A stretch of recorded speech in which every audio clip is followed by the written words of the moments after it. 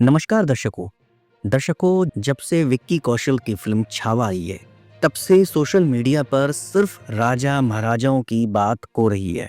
कोई कहता है इसने इतना राज किया, तो कोई कहता है इसने इतना राज किया। कोई कहता है इस राजा ने इतनी क्रूरता की, तो कोई कहता है कि इस राजा ने अपने देश के लिए बहुत कुछ किया।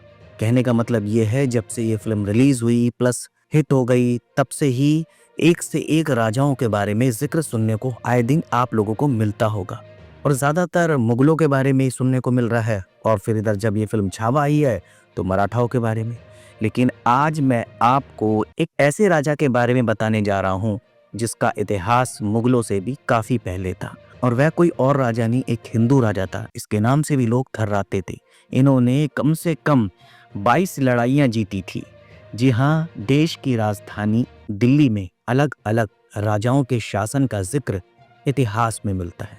इनमें बाबर, हुमायूं, शाहजहां, औरंगजेब, अकबर जैसे कई नाम शामिल हैं। मध्यकाल में दिल्ली पर ज्यादातर मुस्लिम शासकों का कब्जा रहा, लेकिन एक वक्त ऐसा भी था जब एक हिंदू शासक ने मुगलों को परास्त करके दिल्ली के तख्त पर शासन किया था। उस हिंदू शासक का नाम है हेमचंद्र विक्रमादित्य, जिनको हेमू भी कहा जाता था। हेमू 16वीं शताब्दी में दिल्ली की गद्दी पर बैठने वाले आखिरी हिंदू शासक थे। इनको भारत के नेपोलियन के नाम से भी जाना जाता था। हेमू एक बेहतरीन योद्धा होने के साथ साथ कुशल प्रशासक भी माने जाते थे। दोस्तों के साथ साथ दुश्मनों ने भी उनके युद्ध कौशल का लोहा माना।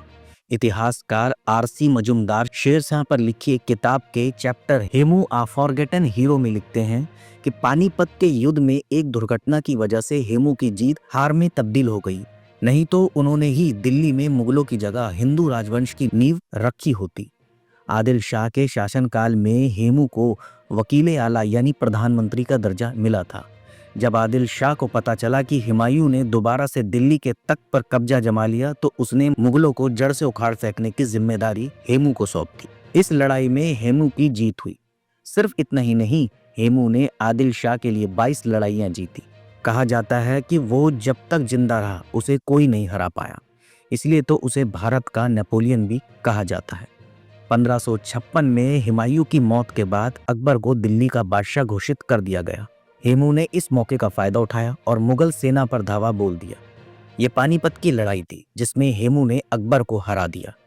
अकबर को हराने के लिए हेमू ने दिल्ली पर अपना दावा किया और खुद वहां का शासक बन गया।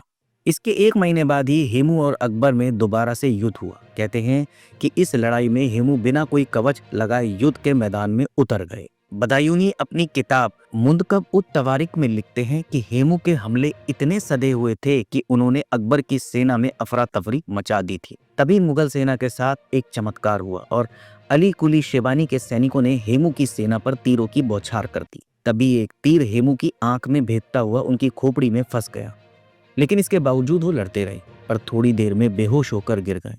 तब मुगल सेना ने उनको बंदी बना लिया और अकबर के सेनापति बैरम खान ने हेमू का सिर धड़ से अलग कर दिया। दर्शकों कहते हैं कि अगर उस वक्त हेमू अपना कवच पहन के जाते और पूरी तैयारी से जाते, तो शायद दिल्ली के तख्त पर हिंदू राजा ही विराजमान रहते।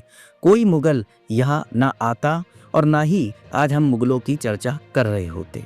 क्योंकि आप देख ही रहे होंगे, फिर मैं कहूँगा इस फिल्म के बाद से लगातार जो मुगल इस दुनिया में रहे नहीं, फिर भी उनकी बातें हो रही हैं।